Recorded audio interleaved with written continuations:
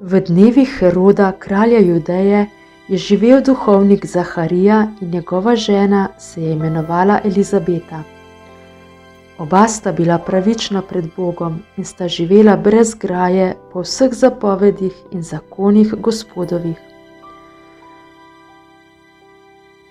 Otrok pa nista imela, ker je bila Elizabeta nerodovitna in sta bila oba že priletna. Ko je Zaharija opravljal duhovniško službo pred Bogom, ga je po običaju med duhovniki zadel žreb, da je stopil Gospodovo svetišče zažigat kadilo.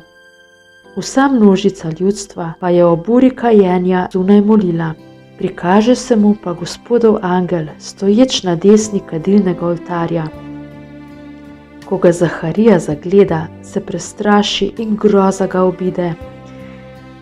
Angel pa mu reče: "Ne boj se, Zaharija, zakaj tvoja prošnja je uslišana.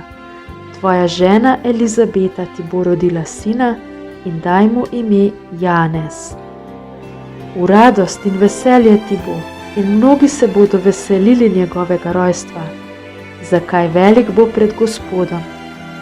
Vina in opojne pijače ne bo pil in Svetim Duhom bo napolnjen že v materinem telesu. Mnogo Izraelovih sinov bo spreobrnil Gospodu, njih Bogu, in on sam pojde pred njim z Elijevim duhom in njegovo močjo, da obrne srca očetov k otrokom in nevernike k modrosti pravičnih, da pripravi ljudstvo za Gospoda." Zaharija je rekel angelu: "Po čem bom to spoznal?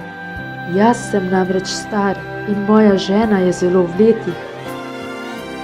Angel mu je odgovoril: "Jaz sem Gabriel, ki stojim pred Bogom.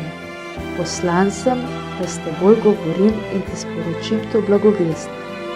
In glej, onemel boš in ne boš mogel spregovoriti do dneva, ko se bo to zgodilo, zato ker nisi veroval mojim besedam, ki se bodo izpolnile v svojem času."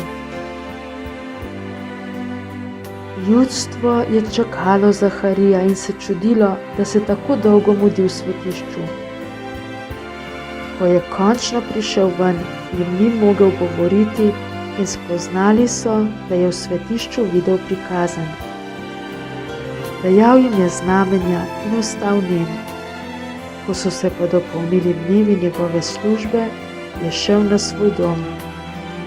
Po teh dneh je njegova žena Elizabeta spočila.